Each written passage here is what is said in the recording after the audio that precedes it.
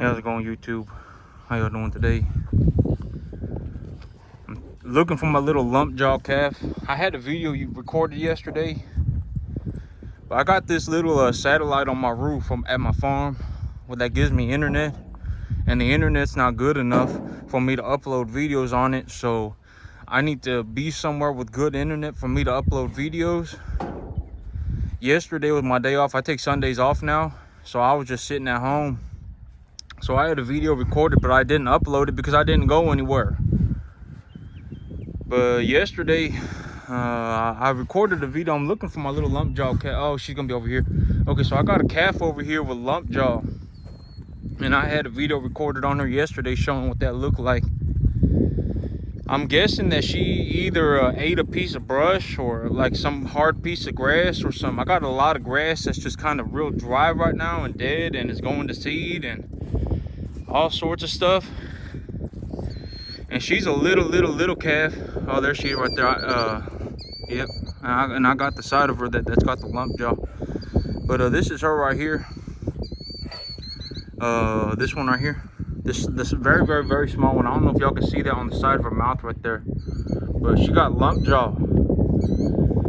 And so yesterday I had her put up in the pen, and y'all see that right there? That lump right there looks like a tumor coming out of her face.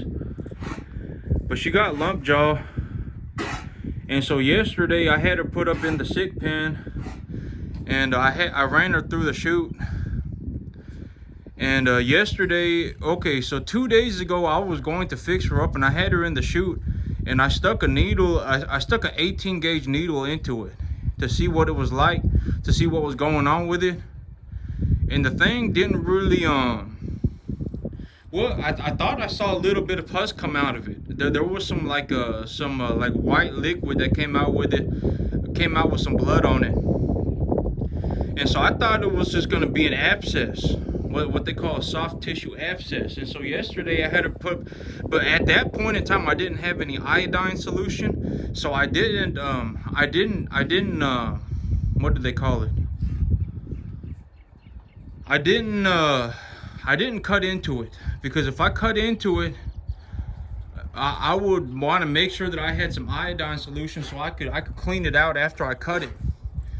And so yesterday I went and I got some iodine solution, and I took a scalpel, and it's a 1-inch scalpel, so the blade is 1 inch long, and I stuck the scalpel up into there, and I cut it open by 1 inch. And I didn't get anything. There wasn't anything that came out of it. There was zero abscess fluid or anything. And so I don't know exactly what's going on with this calf right here, but I cut it open enough so that I made sure to clean it up real good. I sprayed iodine on it. I soaked it in iodine, and then I also sprayed blue coat on it. But yep, I don't know what's going on with her jaw. And so, well, okay, so here's the thing, right, is that these animals, you know, I take good care of them and everything, but these animals are not my pets. You know, you know, if I took her to a vet and I had her operated on, you know, I would lose a lot of money. And so, you know, my big thing, what I'm gonna do right now is with this animal, I'm gonna hold on to her for a little bit. I'm gonna see if the abscess, or if that growth on her jaw grows. And if it grows, okay, so here's one other thing that I did with it, was that when she was in the chute, I got a hold of the growth on her mouth, and I could physically move the thing around. And so I don't think she has an infection in the bone of her jaw. Because one thing that can happen to these animals is that when they're this small like this right here, and they're putting on new teeth, the spots where they're putting on new teeth are very soft. And so if they chew on a hard piece of grass, or if they eat a piece of brush that has like a thorn on it, or anything, or even a grass seed, it could cut that portion of their mouth open, their gum open, and then bacteria can get into it. And when the bacteria get into it, it can infect the jawbone of these animals. And if the bacteria infects the jawbone of this animal, I mean, it's pretty much a done deal. The jaw will continuously rot, and when it rots, the calf's body will try and grow new bone on top of it, and so she'll end up with this huge bone mass on the side of her face. And if that even starts to happen, it's pretty much game over for the animal. There's nothing that I can, even taking her to a vet won't fix the problem. And so you know, one of these things about raising calves is that something will always happen. And when something like this happens, I'm just going to take this animal to the processor. I'm going to have her processed for my freezer. If it turns out that I can't do anything for this animal, I'm going to raise her for as long as I can. And you know, because a calf like this, you know, if she does have an infection in the bone of her jaw, she going to be she not going to be she going to sell for pennies.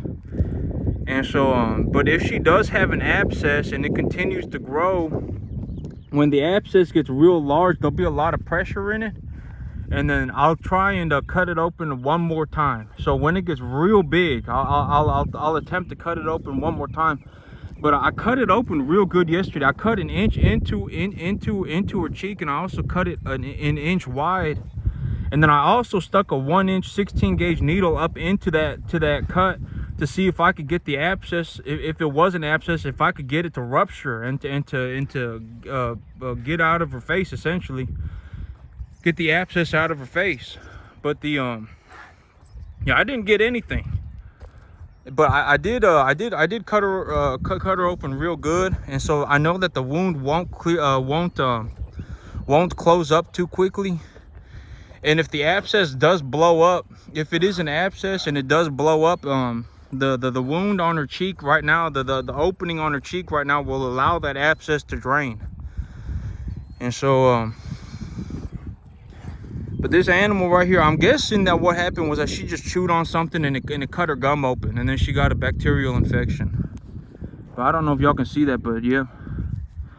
But you know, like if an animal you know, if an animal like slowpoke, or you know, if there's any animal, it always happens, you know, these animals it will, you know, there's always an animal that it's just not going to make the cut. And if I take them to market, I'm not going to make any money on them hardly. Those are the animals that I'll raise up myself, and I'll just have them processed, and it's completely okay. You know, if this animal does turn out to have an infection in the bone of her jaw, I'll raise her for as long as she can comfortably live, and I'll keep feeding her and everything, and then I'll take her to the processor. But if you know, but one thing I realized about this calf right here was yesterday she was in the chute. I could when I grabbed the mass on her cheek, I could physically move it around. Like, it wasn't like, you know, I could like move it all around, but it does move around. It's not like it's connected directly to the bone of her jaw. And so something's going on with it. I don't exactly know what's going on with it. And I tried to drain it yesterday, and it didn't work. And so yep, my big thing right now is that I'm gonna give it a couple more days, a few more days, and then if that abscess grows to a certain point where I believe that it's genuinely about to explode, I'll give it another shot. I'll attempt to cut it open one more time. But I cut it pretty good yesterday. I cut it 1 inch deep. I stuck a 1-inch needle in there as well, a 16 gauge 1-inch needle, and then I also cut it 1 inch wide. And so the wound's not going to clear up very quickly. And so if the abscess does blow up, it will what is it? I guess rupture out that cut in her cheek. And then I also stuck a needle up in there with iodine solution and rinsed it out with iodine, and then I sprayed blue coat on the surface of the wound. And so I don't think she's in any risk of getting a bacterial infection, ironically, or getting an infection on the wound in her cheek, even though I opened up a pretty good wound on her cheek. But she's real just something going on with her. And one of my big things right now is that next time before I cut her open again, I'm gonna take her to the vet, and I'm gonna just have the vet diagnose it for me. If the vet tells me that it's an infection in the bone in her jaw, I'm just gonna tell him give her back to me. Don't treat her, you know. But if she does have an abscess, I'll let them treat it. I'll let them treat it, you know, because if she has an infection in the bone in her jaw, there's nothing that anyone can do. I looked into it, and the success rate of treating an infection in the bone of an animal's jaw is like 5%.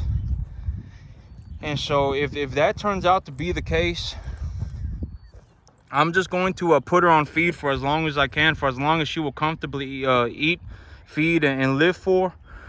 And then when it comes down, when it looks like I just cannot raise her for any longer, I'll just take her to the processor. You know, there's a processor about 10 minutes away. That if I take them any one of these animals, I called them the other month actually now. But I called them a little while ago and I asked them about it, and they said that they don't have a line at this moment. So if I called them, like if I called the processor today and told them I was bringing them an animal, they take the animal today. And so anytime I ever get an animal that just does not make the cut, like Princess, she got the cleft palate, or Slowpoke, he just small forever, I'll just process them myself and I'll put them in my freezer and just call it a day. Because, you know, at the end of the day, you know, if I take them to the market, a calf like Princess, my little cleft palate, I don't know where she's, I was taking a look for, but she's out there on the pasture somewhere. But a calf like Princess at 1,000 pounds, you know, she may be bringing 70 cents. So she may, at 1,000 pounds, I may get $600-700 for her, and that's it.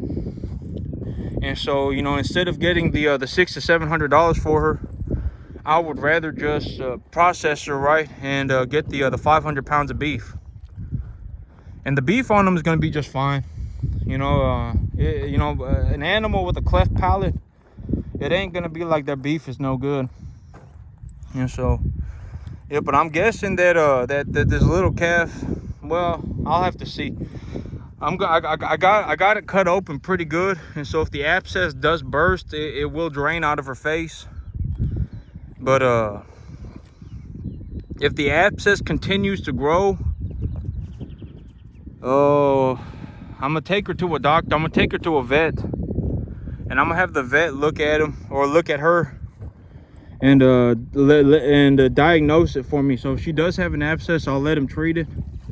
And if she has an infection in her jawbone, well, I mean, that's like an animal breaking their leg. I mean, it's game over. There's nothing that can be done. And so I'll raise her for as long as I can, as long as she will comfortably live for, and then I'll take her to the processor. But yep, my grain's gonna be here on Wednesday. I got 8 tons of feed gonna be here on Wednesday. I gotta go pick up some cats to keep the mice off the grain.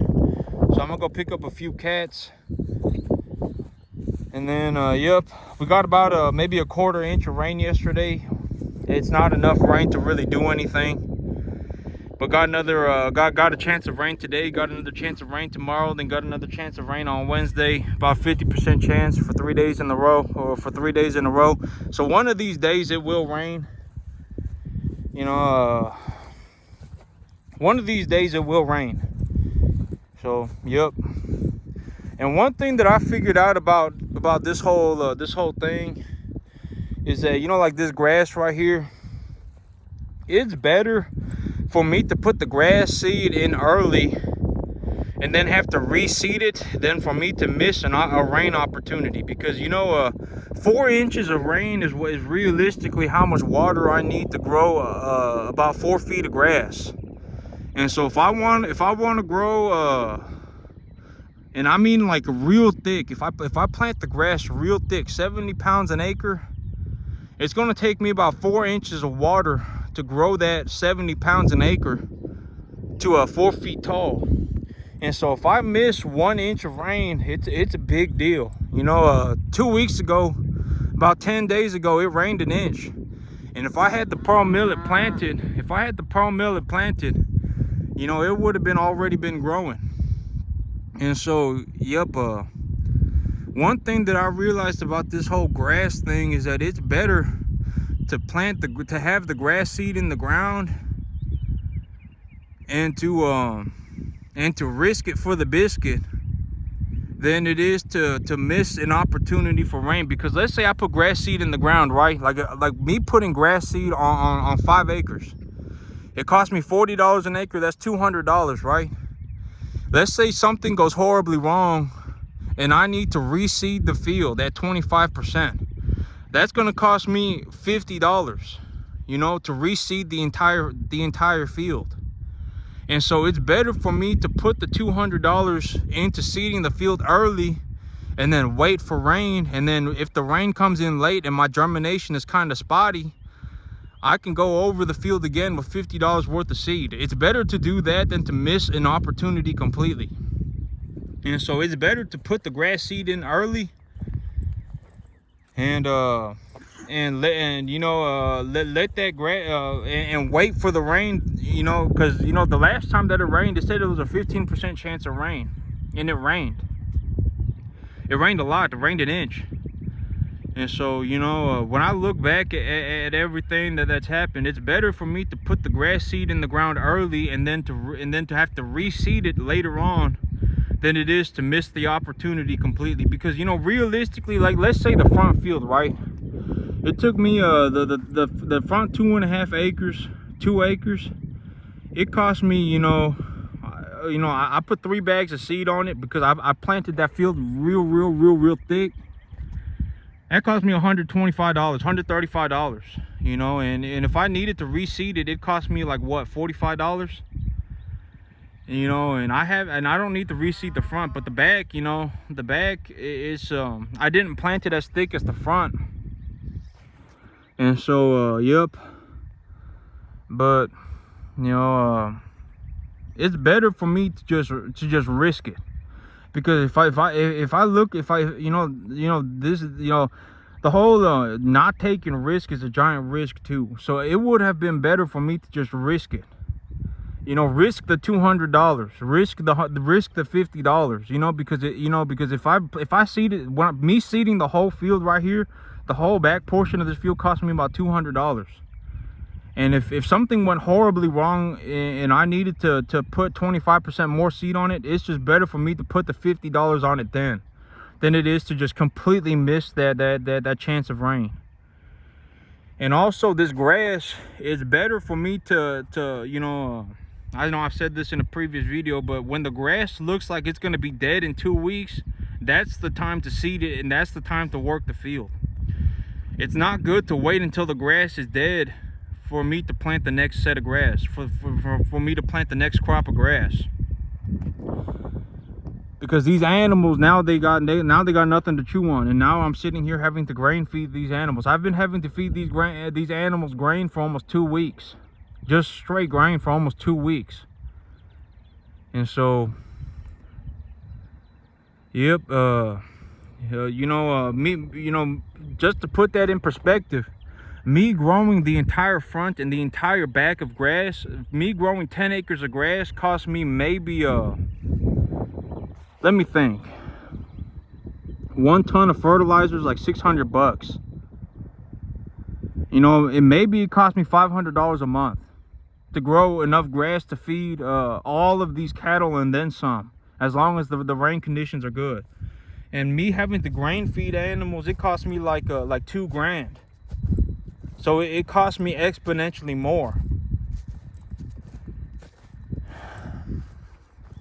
And so, yep, you know, but it's okay. I ain't gonna be too hard on myself or nothing. It just is what it is. In the future, when I plan for my future, that's how I'm gonna do it. It's better for me to risk the $30, $40, $50 than it is to just completely miss an opportunity. You know, because this whole thing, you know, if I had to reseed the whole thing at 100%, it would cost me the front and the back. It would cost me like $350. And so even if I had to reseed the whole thing again, it would be better for me to reseed the whole thing again. You know, it ain't that big of a deal, right? And so, but yep, that's it for me today, YouTube. Y'all have a good one.